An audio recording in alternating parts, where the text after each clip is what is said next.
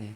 지난주에 비가 너무 많이 왔습니다. 그래서 사실은 비 피해가 되게 이제 심각했어요. 그래서 저희 가족들 중에도 막 피해를 겪은 분도 있고, 또 뉴스를 통해서도 지인 중에서도 그런 소식을 들으면 너무 안타깝습니다. 이제 그러는 중에도 TV를 보면 물에 막 사람이 떠내려가는데 목숨 걸고 이제 뛰어들어서 그 떠내려가는 사람의 생명을 구하는 젊은이, 또 그 비를 다 맞으면서 어떤 아저씨 한 명은 막 맨손으로 하수구 찌꺼기를 다 걷어내서 물이 쫙 빠지고 피해를 줄이는 그런 소식들, 그런 것을 들으면 문득 제가 보면서 그래도 세상에 아직은 아름다운 모습들이 있구나, 이제 그런 생각이 들었어요. 그러다가 또 마음 한편으로는 문득 아니 계속 지금 주일에 베드로전서 설교하면서 무겁게 이 세상이 썩고 더럽고 쇠하는 곳이라고 설교하고 있는데 내가 또 지금 세상이 아름답다고 하고 있네, 이러면서 제가 좀 헷갈렸어요. 여러분은 어떻게 생각하십니까? 세상은 아름다우신가요? 아니면 썩고 더럽고 쇠하는 그러한 곳인가요? 헷갈리시죠? 제가 이번 한 주 동안 이걸 가지고 고민하다가 두 분에게 도움을 받았어요. 근데 한 분은 누군지 모르겠어요. 제가 어디서 읽었는지 들었는지 그냥 정말 불현듯 딱 생각이 난 문장이, 세상이 아름다운 이유는 하나님이 계시기 때문이다. 이 문장이 떠올랐어요. 너무 아름다운 시 같죠? 세상이 아름다운 이유는 하나님이 계시기 때문이다. 정말 그래요, 여러분. 우리가 세상을 살 때, 혹은 저희 눈으로 이 세상을 볼 때 종종 세상이 너무 아름답다고 느껴질 때가 있어요. 대자연을 보면 너무 아름답죠. 하나님이 지으신 세상이니까 당연히 아름다워요. 그리고 또 이번 비 피해처럼 안 믿는 사람이라 할지라도 그 자기의 선한 양심을 가지고 선행을 하며 사는 사람들의 모습을 보면 아름답다는 생각이 또 들어요. 또 어떤 사람은 열심히 일해서 또 성과를 얻고 또 부를 축적해서 가난하고 더 어려운 곳으로 그걸 흘려보내요. 너무 아름답죠. 그런데 그렇게 부분적으로 이 세상이 아름답다고 느낄 수 있는 이유는 이 세상 자체가 선하고 아름다워서 그런 것이 아닙니다. 이 세상 속에서 우리가 참 아름답다고 느껴지는 그곳에는 어김없이 거기에 하나님이 계세요. 이 세상이 조금이라도 아름다운 이유는 그래서 하나님이 계시기 때문입니다. 이것을 반대로 말하면 하나님이 계시지 않으면 그곳은 아무리 그곳이 좋은 곳이라 할지라도 하나님이 계시지 않으면 그곳은 썩고 더럽고 쇠하는 그런 세상뿐이라는 사실입니다. 하나님이 계시면 아름답고 계시지 않으면 썩고 더럽고 쇠하는 세상. 그래서 이렇게 1차적으로 정리가 됐어요. 근데 여기에 더해서 이제 백석대 최영삼 교수님이 이런 말을 했어요. 우리가 지금 여기 교회에서 아무리 예배를 드리고 있어도, 저와 여러분처럼 지금 딱 아무리 교회에서 예배를 드리고 있어도 우리의 마음이 하늘을 소망하지도 않고 거룩함도 없고 하나님을 두려워하지도 않고 그저 이 세상살이에 집착하고 두 발을 담그고 깊이 그렇게 빠져 살고 있다면 여기가 바로 세상의 한복판이다. 가슴에 참 비수를 꽂는 말이에요. 교회에 있는데 세상 한복판에 있다. 그러니까 우리가 밟고 있는 이 세상이라는 장소도 분명 저희에게 많은 영향을 주지만 그보다 더 지금 우리의 마음 안에서 어떤 일이 벌어지고 있느냐에 따라서 거기가 바로 썩고 더럽고 쇠하는 이 세상의 한복판일 수도 있고, 또 거기가 바로 반대로 천국일 수도 있다는 그러한 말입니다. 천국이 아름다운 이유도 여러분 다른 게 아니라 하나님이 계시기 때문에 아름답죠. 하나님이 계시지 않는다면 여러분 거기가 지옥이지 않을까요? 그래서 우리가 조금만 정신줄을 놓고 있으면 이 세상이라는 폭우처럼 그렇게 쏟아붓는 이 세상이라는 그 더럽고 썩고 이 쇠하는 세상에 속한 것들이 마구 우리를 휩쓸어 가요. 그래서 거기에 이제 우리가 떠밀려 가는 거죠. 세상 속으로. 저와 여러분이 살고 있는 이 세상이 여러분 그런 곳입니다. 이러한 세상을 택함받은 거룩한 나그네들인 저와 여러분이 지나가야 돼요. 지나갑니다. 고난과 핍박이 있고 유혹이 있고 그렇게 썩고 더럽고 결국에는 다 낡아 없어질 이 세상에 파묻혀 썩어 들어가지 않고 더러워지지 않은 채 저와 여러분에게 주님께서 주신 그 숙제, 우리 자신이, 저와 여러분이 이 세상을 지나가는 하나님의 거룩한 말씀이 되어서 세상 곳곳에 뿌려져서 그 흩어 뿌려진 자리에서 하나님의 말씀으로 생명을 피워내는 그 일을 저희가 감당하면서 그 사명을 가지고 이 세상을 지나, 그리고 여러분 어디에 도착하십니까? 저 하늘 본향에 도착을 하죠. 그리고 더 이후에는 우리 주님이 이 땅에 다시 오세요. 다시 오실 때 완성될 그 새하늘과 새 땅을 소망하며 그렇게 나그네로 이 땅을 지나가야 됩니다. 완주해야 돼요. 여러분, 이것이 저와 여러분이 이 땅을 살아가는 소망이기를 주의 이름으로 간절히 축복합니다. 저는 우리에게 주님께서 이 베드로전서의 말씀을 주신 것이 정말 감사해요.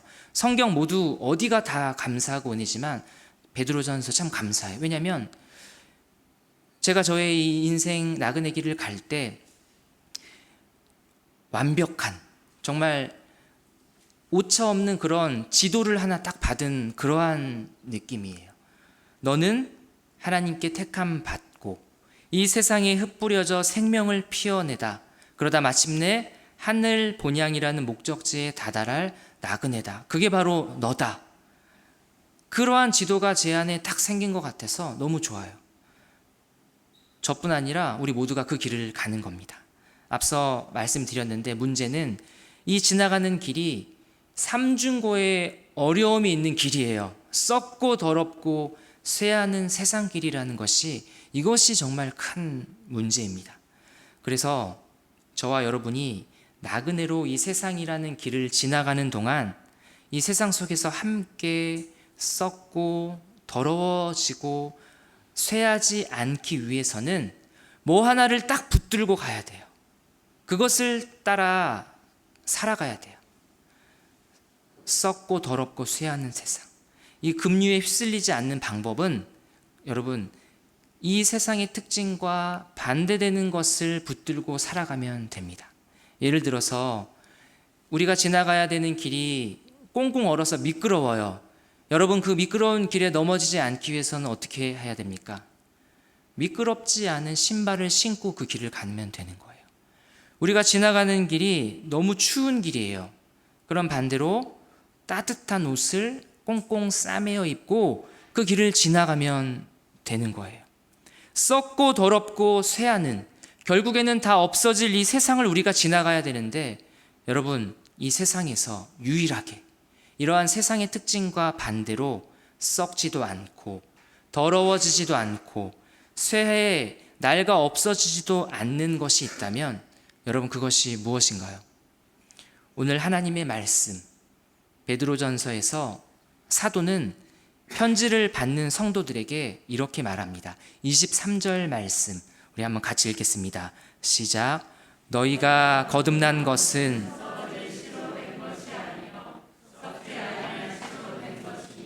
살아있고 항상 있는 하나님의 말씀으로 되었느니라. 아멘. 아멘.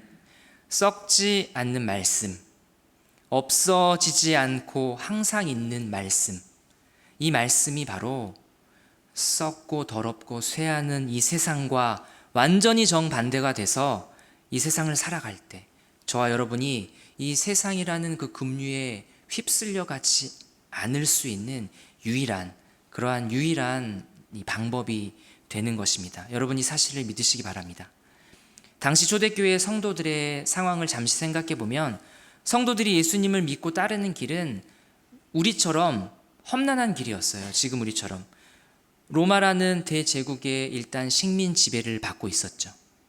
그리고 로마가 이제 슬슬 그리스도인들을 본격적으로 핍박하기 시작하던 때였어요. 그러면 이제 성도들이 이 밖에서 그러니까 집 안에서라도 가정에서라도 좀 위로가 되면 좋은데 가정에서도 마찬가지예요. 예수 믿는 것을 탐탁지 않게 생각해요. 그러니 성도들의 입장에서는 예수 믿으며 산다는 게 현실적으로 좋은 게 한 가지 것도 없는 거예요.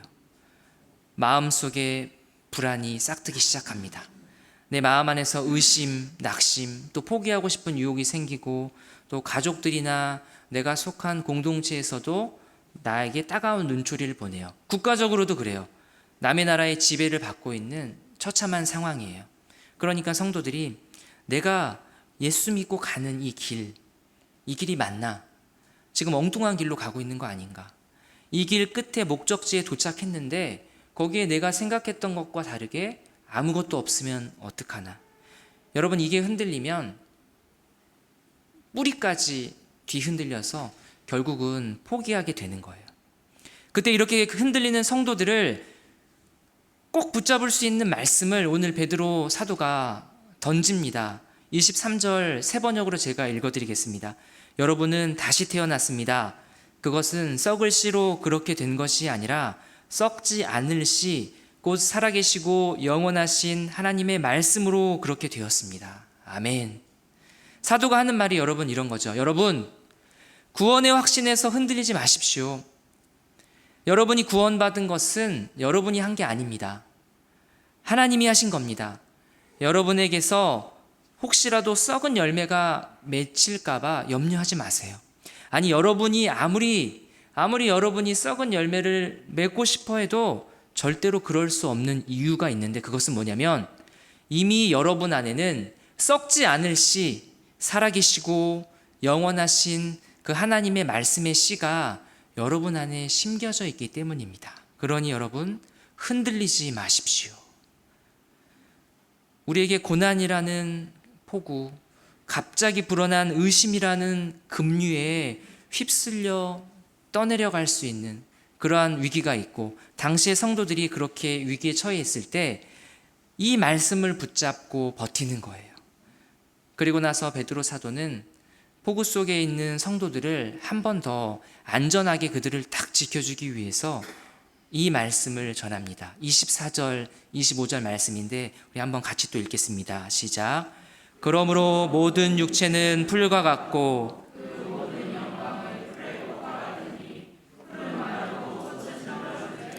오직 주의 말씀은 세세토록 있도다 하였으니 너희에게 전한 복음이 곧 이 말씀이니라. 아멘.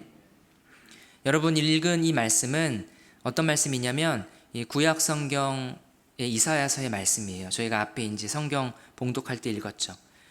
구약 시대의 이사야 선지자가 구약 시대의 그 이스라엘 백성들에게 전한 말씀이에요.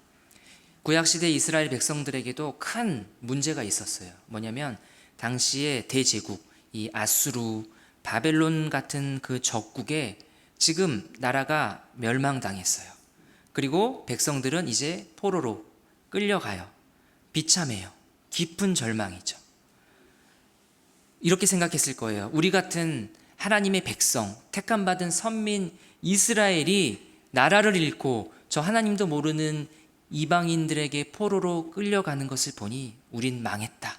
우린 저주받았다. 우리에게서 하나님이 떠나갔다 하면서 깊은 절망 속에 있는 그 이스라엘 백성들에게 오늘 이사야 선지자가 이 말로 위로를 하는 거죠. 풀은 마르고 꽃은 시드나 우리 하나님의 말씀은 영원히 서리라 하라. 아멘. 여러분, 이 말씀이 지금 포로로 끌려가는 그 이스라엘 백성들에게 어떤 위로가 됐겠습니까? 지금 비록 우리 이스라엘이 저 거대하고 크고 영원할 것 같던 아수르, 바벨론이라는 그 대제국에 포로로 끌려가서 이제 한번 끌려가면 거기서 영원히 살 것 같지만, 그러나 아무리 아수르라도 아무리 바벨론이라도 결국 시간이 지나면 풀처럼, 풀의 꽃처럼 다 마르고 흔적도 없이 사라질 것이다. 그러나 하나님의 말씀은 영원하다. 썩지 않는다. 더러워지지 않고 쇠하지 않는다. 이스라엘 백성들은 반드시 포로로 붙잡혀 갔다가 다시 돌아올 것이라는 이 약속의 말씀을 붙들고 위로를 얻는 것입니다. 그러니 지금 비록 현실은 이스라엘 백성들이 포로로 끌려가지만 이 마르지 않고 영원하신 하나님의 말씀을 부여잡고 큰 위로를 얻고, 이것이 바로 하늘 소망이 되는 것입니다. 오늘 여기에 있는 저와 여러분도 마찬가지입니다. 이 세상살이가 무척 고되고 힘들고 때로는 너무 살맛나서 정착해버리고 싶은 유혹과 그런 달콤한 즐길 거리가 너무 많다는 것을 저와 여러분이 많이 경험했어요. 지금도 경험하고 있어요. 그래서 나그네로 이 세상을 살아간다는 것이 너무 쉽지 않아요. 그런 저와 여러분에게 주님께서 이 베드로전서의 말씀을 들려주셨어요. 당신은 나그네입니다. 이 세상에서 가장 행복한 나그네입니다. 썩고 더럽고 결국에는 다 쇠하여 없어질 이 세상의 유산이 아니라 썩지도 않고 더러워지지도 않고 쇠하지 않는 하늘의 유산을 가득히 물려받을 천국 백성들입니다. 그러니 여러분, 이 길이 비록 너무 죄와 유혹이 많고 고난과 괴로움이 많은 길일지라도 제발 이 급류, 이 세상이라는 그 급류에 휩쓸려 가지 마시고 썩지 않고 더럽지 않고 영원한 그러한 하나님의 말씀을 붙잡고 이 나그네 길을 끝까지 걸어가십시오. 모든 육체는 풀과 같고 그 모든 영광은 풀의 꽃과 같으니 풀은 마르고 꽃은 떨어지되 오직 주의 말씀은 세세토록 있도다. 아멘. 사랑하는 천흥의 가족 여러분, 저와 여러분이 이 썩고 더럽고 쇠하는 세상을 따라가지 않고 썩지 않고 더럽지 않고 영원하신 하나님의 말씀을 따라갈 수 있기를 바랍니다. 그런데 여러분, 우리가 그 말씀을 따라 이 세상을 지나가는 길은 나 혼자 지나가는 길이 아니라 함께 가는 길이라는 것을 기억하시기 바랍니다. 누구와 함께 갑니까? 내 형제 자매와 함께 가는 길입니다. 여러분, 세상에서 되게 독특한 그러한 집단이 있어요. 독특한 공동체가 있어요. 왜 독특하냐면 모인 사람들이 전부 다 형제래요. 모인 사람들이 전부 다 자매라고 하는 그러한 집단이 있어요.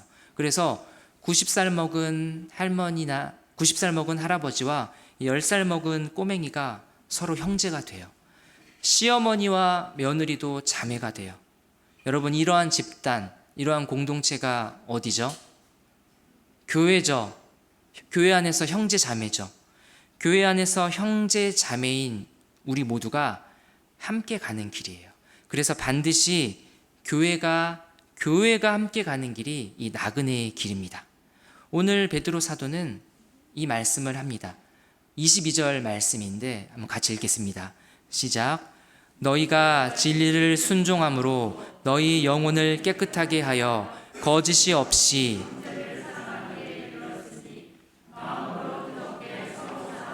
아멘.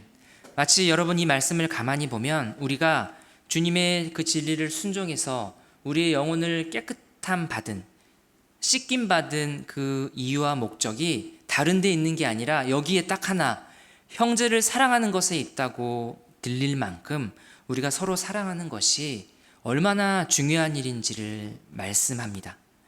그런데 저와 여러분은 고작 이런 생각을 해요. 같이 가면 좋겠지. 그러나 안 되면 할 수 없지. 혼자 가야지. 여러분, 베드로전서 이 성경은 베드로 사도가 어떤 한 사람에게 쓴 편지가 아니에요. 이 편지는 교회에게 쓴 편지예요. 그러니까 최소 단위가 교회라는 말씀입니다. 이 나그네 길은 그래서 교회가 함께 가는 길이에요. 주께서 썩고 더럽고 쇠하는 이 세상에서 교회를 거룩하게 구별하여 불러내셨어요. 그 교회를 세상 속에 흩어 뿌리셨어요. 그 교회를 통해서 지금 세상 속에서 길을 잃고 방황하는 죄인들을 찾아가게 하셨고, 우리가 걷고 있는 이 나그네 길로 길 잃은 영혼들을 데리고 와서 함께 이 길을 가게 하신 거예요. 어디로요? 하늘 본향을 향해서. 그 함께 걷게 하신 길, 이 길에 우리 교회가 함께 간다는 것을 여러분 잊지 마시기를 바랍니다. 사랑하는 여러분, 저와 여러분이 우리 천은교회가 우리 형제 자매인 우리 교우들을 그래서 정말 뜨겁게 사랑할 수 있기를 바랍니다. 우리 삶 전체가 내 형제 자매를 사랑하는 일에 달려있다고 생각될 만큼 우리가 서로 사랑할 수 있기를 바랍니다. 그저 이 땅에서, 예전에 우리는 그저 이 땅에서 열심히 일해서 돈 많이 벌고 남부럽지 않게 살다가 가는 것이, 그것이 행복인 줄 알았었어요. 그런데 이제는 진짜 행복이 거기에 없다는 것을 알았어요. 돈이나 권력이나 성공이나 이 세상의 쾌락은 전부 다 썩고 더럽고 쇠하는 것이라는 것을 알았어요. 그래서 이 길 끝에는, 이 세상이라는 길 끝에는 이 영원한 불행이 기다리고 있다는 것도 저와 여러분이 알았습니다. 그래서 거룩한 나그네로 이 땅을 살아갈 때 썩지 않고 더러워지지 않고 영원하신 하나님의 말씀을 따라, 그 말씀을 따라 살아야 한다는 것도 알았습니다.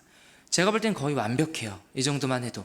그런데 여러분, 사탄이 우리를 그냥 내버려 둘 리가 없겠죠. 사탄도 지 일을 해요. 그리고 사탄은 자기 일을 굉장히 열심히 해요. 어떤 일을 할까요? 우리가 나그네로 가는 이 길을 사탄은 어떻게든 회방을 놔요. 유혹하고 넘어지며 그 길에서 정착하고 싶어질 만큼 우리를 미혹합니다. 여러분, 우리가 교회로 함께 걷는 이 길에서, 또 우리 교회 안에서 형제 자매로 함께 걸어야 하는 이 길에서 사단이 어떻게 이것을 회방할까요? 우리 교회를 2장 1절을 보면 여러분 이렇게 돼 있죠. 이런 내용들이 있죠. 악독, 기만, 외식, 시기, 비방하는 말. 사단이 이러한 것들로 우리 교회를, 우리 형제 자매를 함께 걷는 이 길을 회방한다는 사실입니다. 그리고 이것이 정말 효과적인 공격이에요. 여러분 잘 아시죠? 이 청량리 지역에 우리 천은교회 말고도 주변에 많은 교회가 있어요. 많은 교회가 있었어요. 그런데 참 여러 교회들에서 얼마나 많은 문제가 일어났습니까? 목회자의 문제, 성도 간의 문제, 돈 문제, 사소한 문제, 문제. 악독, 기만, 외식, 시기, 비방하는 말에서 시작되는 이 분열시키는 죄로 한 교회 전체가 그냥 무너지는 것을 우리 눈으로 봤어요. 그만큼 사단이 우리가 교회로 함께, 교회 안에서 사랑하는 형제 자매로 함께 가는 이 거룩한 나그네 길을 갈 때 사단이 정말 지 목숨 걸고 우리 교회를 회방한다는 사실입니다. 그러니 여러분, 우리가 맞서야 돼요. 사단의 방해를 어떻게 하면 이겨낼 수 있을까요? 베드로 사도는 그것에 대한 답도 오늘 말씀 속에 줍니다. 2장 2절에 보면 한마디로 신령한 젖을 사모하라 합니다. 악독, 기만, 외식, 시기, 비방, 이러한 것들이 문제가 되니까 얼핏 생각할 때는 그러한 문제가 되는 것에 반대되는 것 있죠. 여러분 정직하게 행하십시오. 여러분 기만하지 마시고 외식하지 마시고 정말 거짓 없이 서로 사랑하십시오. 용서하십시오. 이러한 것들로 답을 줄 것 같은데 그렇지 않아요. 베드로 사도는 딱 하나, 신령한 젖을 사모하라. 하나님의 말씀을 사모하라고 말합니다. 왜냐하면 여러분, 저와 여러분 안에는 아무리 우리가 교회 안에서 내 형제 자매를 사랑하려고 하고 그렇게 하려고 애써도 우리의 힘으로는 그것을 할 수 없다는 것을 너무 잘 알고 있기 때문입니다. 우리가 선을 행할 수 있는, 우리가 형제 자매를 사랑하며 살아갈 수 있는 그 유일한 길, 신령한 젖인 하나님의 말씀 안에만 있다는 것을 여러분 기억하시기 바랍니다. 그러니까 오늘 말씀을 정리해 보면 썩고 더럽고 쇠하는 이 세상을 사는 동안 그 세상이라는 급류에 휩쓸려 가지 않고 버틸 수 있는 이길 수 있는 방법, 하나님의 말씀. 그리고 그 길을 가는 동안 형제를 향해 악독과 기만과 외식과 시기와 비방하는 것을 막는 방법, 하나님의 말씀. 그래서 우리가 이것을 생명을 다해 하는 것입니다. 저는 우리 천은교회가 다른 것 다 포기하더라도, 실패하더라도, 못하더라도 절대로 놓지 말고 끝까지 붙들고 힘써야 할 목표를 딱 하나 고르라고 한다면 그것은 우리가 서로 사랑하는 것이라고 믿습니다. 여러분 이 악물고 두 주먹 불 끈지고 사랑하자 사랑하자 사랑하자 이렇게 3번 외치고 난 다음에 이 형제 자매를 사랑하려고 해도 안 돼요. 그렇게 하지 마시고 가만히 눈을 감고 잠잠히 우리 주님 예수 그리스도를 한번 생각해 보세요.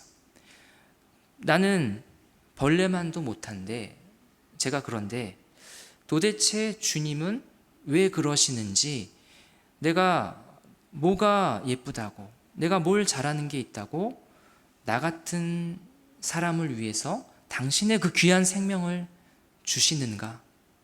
그 십자가 복음에 담긴 주님의 이 사랑을 저와 여러분이 생각할 때 지금 내 옆에 있는 지체들을 바라보실 때 달라집니다.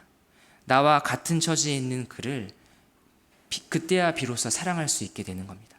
우리는 못해요. 그러나 주님은 하실 수 있다는 것을 여러분 믿으시기 바랍니다. 아멘. 사랑하는 천은교회 가족 여러분, 나그네로 지나는 이 순례자의 여행길 위에서 세상을 따라가다 급류에 휩쓸려 가지 마시고 오직 썩지 않고 살아있고 항상 있는 주의 진리의 말씀을 따라가시기를 바랍니다. 그 말씀을 따라가는 길 위에서 우리를 분열시키려는 그 사단의 간사한 계략에 저와 여러분이 농락당하지 마시고 내 형제 자매를, 우리 교우들을 진심으로 사랑할 수 있기를 바랍니다. 우리 옆에 계신 우리 형제 자매를 여러분 바라보시며 이렇게 고백하겠습니다. 먼저 바라봐 주세요. 그리고 이렇게 얘기해 주세요. 함께 가시죠. 사랑합니다. 아멘. 그렇게 저와 여러분이 이 세상에서 가장 행복한 나그네 길을 가는 동안, 교회로 함께 가는 동안 우리의 사랑하는 형제 자매를 주의 사랑으로 사랑하며 이 길을 끝까지 완주하시는 그러한 우리 교회가 되기를 주님의 이름으로 축복합니다.